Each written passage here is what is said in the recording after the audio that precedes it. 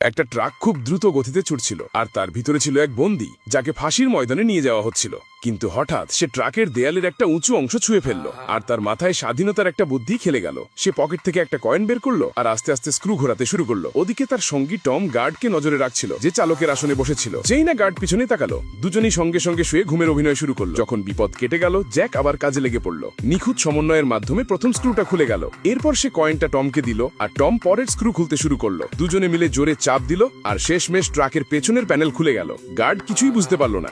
এখন শুধু শেষ ধাপ বাকি, ট্রাক থেকে আলাদা হওয়া। জ্যাক আর টম চালকের দিকে জোরে একটা লাথি মারলো আর ট্রাকের পেছনের অংশ আলগা হয়ে পড়তে শুরু করলো। যখন টম নিচের রাস্তা দেখলো, তার নিঃশ্বাস আটকে গেল। কিন্তু তখন পিছু হটার আর কোনো উপায় ছিল না। জ্যাক একটা ঝাঁকুনি দিল আর ট্রাকের পেছনের অংশ রাস্তায় পড়ে গেল। দুজনে রাস্তায় গড়াতে লাগলো, কিন্তু গার্ডের কিছুই টের হলো না। তবে এটুকু ছিল কেবল স্বাধীনতার শুরু। তাদের হাত তখনও হাতকড়ায় বাঁধা ছিল। তারা যত তাড়াতাড়ি সম্ভব সেখান থেকে পালাতে চাইলো, কারণ গার্ড যদি কিছু বুঝে যায় তবে মৃত্যু অবধারিত। অনেক ভাবনার পরে তারা একটা আইডিয়া বের করলো। তারা ট্রাকের ভারী বডি তুলে নিয়ে সেটার সাহায্যে ধীরে ধীরে মরুভূমি পার হতে লাগলো। কিন্তু ট্রাকের ওজন তাদের শক্তি চুষে নিচ্ছিল। মরুভূমির তীব্র রোদ আর তৃষ্ণায় তারা খুব কষ্টে পড়ে গেল। হঠাৎ তারা একটা উঁচু জায়গা থেকে গুড়িয়ে পড়তে লাগলো। পড়তে পড়তে ট্রাকের গতি এত বেড়ে গেল যে পুরো ট্রাকটা ঘুরতে ঘুরতে 360 ডিগ্রি ঘুরে একেবারে শলীয় হয়ে বাড়িতে পড়ে গেল।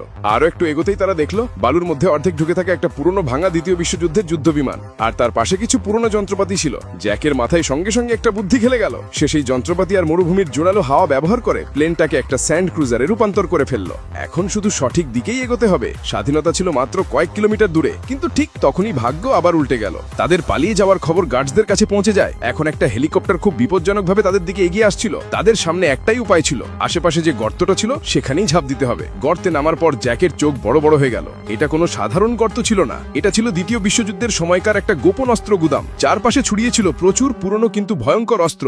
এখন জ্যাক আর টমের কাছে এমন সব অস্ত্র ছিল যেগুলো দিয়ে তারা হেলিকপ্টারকেও নামিয়ে ফেলতে পারবে। এক মুহূর্ত নষ্ট না করে তারা একটা বিশাল কানন টেনে বের করলো। আর যখন হেলিকপ্টার কাছে এলো, জ্যাক দড়ি টেনে ধরলো আর